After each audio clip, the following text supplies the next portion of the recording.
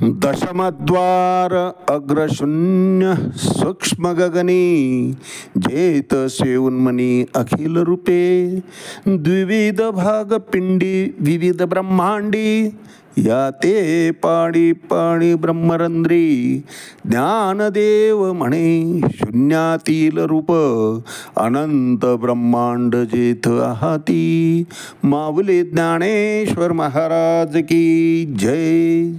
एक तरी ओवी अनुभवावी या ज्ञानयज्ञात आपण श्रीमद्भगवद्गीता अध्याय 7वा ज्ञान विज्ञान योग यातला प्रथम क्रमांकाचा श्लोक मय्यासक्त मना पार्थ योगाई जन्मदाश्रया असंशयम समग्रम माय यथा ज्ञाससी तच्छृणु. अर्जुना, मला पूर्णपणे जाणून घेण्याकरता माझ्या ठिकाणी आसक्ती निर्माण करून पूर्णपणे योगयुक्ती होऊन मला कसं जाणून घेता येतं ते तू ऐक.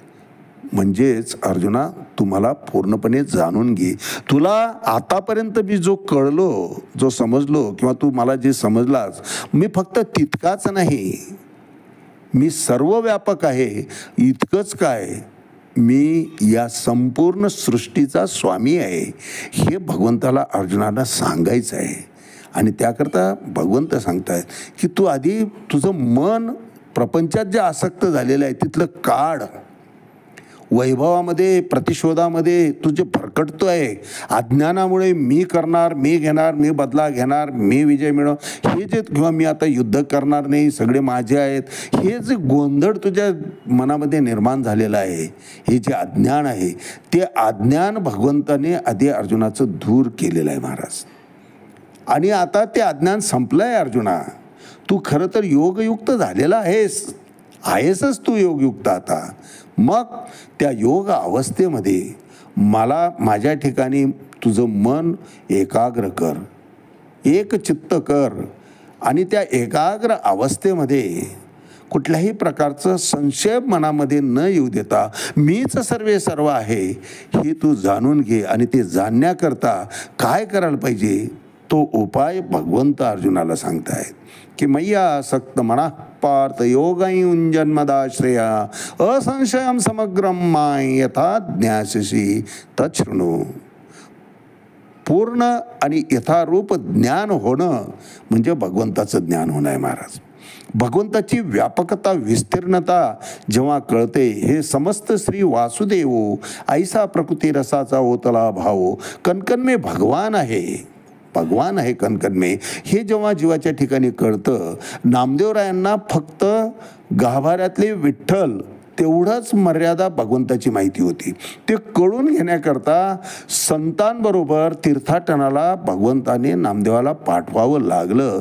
त्या ठिकाणी अपमानित झाला, कच्चं मडकं म्हणून हिनवलं. त्यावेळेस भगवंतांनीच मार्ग दाखवलं की पक्क व्हायचं आहे ना तुला, त्याकरता तू औंढ्याला जा, विठोबा खेचरकडे जा. विठोबा खेचरकडे नामदेवराय गेलेत. त्या ठिकाणी खेचरांची अवस्था पाहिली, पिंडीवर पाय. अरे अरे अरे म्हटले, असला गुरु काय ज्ञान देणार. मनामध्ये विकल्प निर्माण झाला, परंतु पांडुरंगाने पाठवलं आहे म्हणून तिथंच थांबला. झोप कशाला मोडावं म्हणून. जेव्हा चेतनावस्थेमध्ये आलेत विठोबा खेचर, किलकिल्या डोळ्यांनी विचारलं, कोण?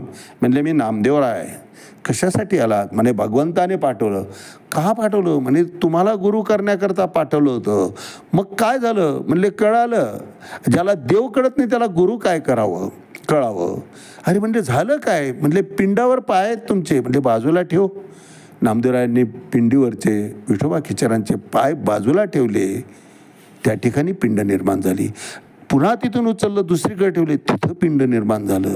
जिथं जिथं खेचरांचे पाय नामदेवाला ठेवायला लागले तिथं तिथं पिंड खालून यायला महाराज. अधिकार कळाला, सर्व भावे शरण गेला. त्या ठिकाणी खरं तर नामदेवरायांना स्वत्वाची जाणीव, स्वस्वरूपाची जाणीव झाली. आणि स्वत्व त्या ठिकाणी विसरलं की मी भगवंताचा एकनिष्ठ भक्त आहे.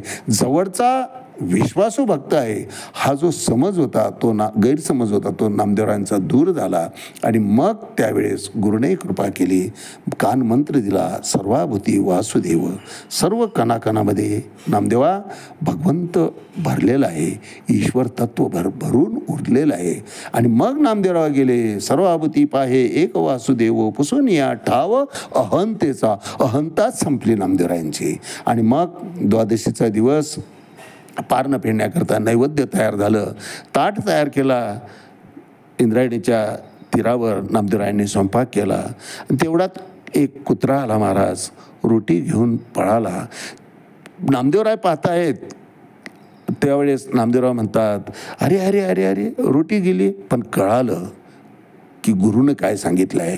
मग नामदेव स्वयंपाक करून वैसला, श्वान रूपी भगवंताला रोटी घेऊन पळाला सर्वाभूती वासुदेव.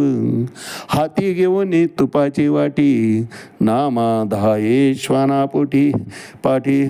तूप घे गा जगजेठी, कोरड्या रोट्या का खाशी. अरे देवा थांब थांब थांब, अरे कोरडी रोटी का खातोय, थांब, ही तूप घे तूप घे.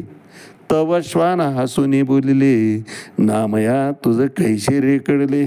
येरू म्हणे खेचरे उपदेशिले, सर्वाभूती वासुदेव. माझ्या गुरुनं मला सांगितलं की सर्व प्राणीमात्रांच्या ठिकाणी भगवंताचा वास आहे, भगवंतच आहे आत्मारूपानं. हे कळालं नामदेवरायांना. केव्हा कळालं महाराज, पूर्णपणे स्वत्वाचा ज्या क्षणी नाश झाला, स्वत्व नामदेवराय विसरले, स्वस्वरूप जेव्हा कळालं त्यावेळेस भगवंत कळाला. आणि भगवंत हाच मार्ग आता अर्जुनाला सांगतायत की तू अद्वैत भाव तुझ्या ठिकाणी जेव्हा निर्माण होईल त्यावेळेस स्वस्वरूपाची तुला जाणीव होईल की आपणही काही कम नाही, आपण त्याचेच अंश आहोत. पण अहमभाव तुझा त्यावेळेस निघून जाईल. पुसून या ठाव अहंतेचा. हा एकदा अहमभाव गेला, स्वत्वाची पूर्ण विसर पडला, स्वस्वरूपाची जाणीव झाली की त्यात ईशतत्वाची खरी ओळख होते महाराज. आणि माऊली हेच आजच्या 7व्या क्रमांकाच्या आत्मसंयम योग अध्याय, ज्ञान विज्ञान योग अध्याय 7वा यात सांगतायत. आता अज्ञान अवघे हारपे, विज्ञान निशेष करपे, आणि ज्ञान ते स्वरूपे होनी जायचे. भगवंत अर्जुनाला सांगतायत आणि माऊली तेच वर्णन करतायत की आता अज्ञान अवघे हारपे. आता सर्व अज्ञान जे आहे ते नाहीसं होऊन जाईल अर्जुना तुझं. विज्ञान समोर जाईल. प्रपंच खोटा आहे. आपण जे माझं माझं म्हणतोय त्यात माझं काहीच नाही याची तुला जाणीव होऊन जाईल. म्हणजे मग ज्ञान ते स्वरूपे होऊन जायचे. तू कसा होशील, ज्ञानवंत होऊन जाशील. तुला शुद्ध ब्रह्मज्ञान अंतःकरणात तुझ्या उतरेल आणि मग तू अविभक्त होशील, अद्वैत भावामध्ये येशील. आणि मत्स्वरूप झाल्यामुळं माझ्या स्वरूपाशी तू एकरूप होऊन जाशील, तत्स्वरूपा होऊन जाशील. म्हणून माऊली तेच वर्णन करताय आणि भगवंत ते अर्जुनाला सांगताय की आता सर्व अज्ञान तुझं नाहीसं होऊन जाईल. आता ज्ञान अवघे हरपे, विज्ञान निशेष करपे. प्रपंच किती केला तरी तो खोटा आहे, स्वार्थी आहे हे तुला कळून येईल आणि ज्ञान ते स्वरूपे होऊन जायचे. आज याच ठिकाणी थांबूया. रामकृष्ण हरी. पुंडलिक वरदे हरी विठ्ठल. श्री ज्ञानदेव तुकाराम पंढरीनाथ भगवान की जय. माऊली ज्ञानेश्वर महाराज की जय. जगद्गुरु तुकाराम महाराज की जय. शांती ब्रह्म एकनाथ महाराज की जय. आदि शक्ती मुक्ताबाई की जय.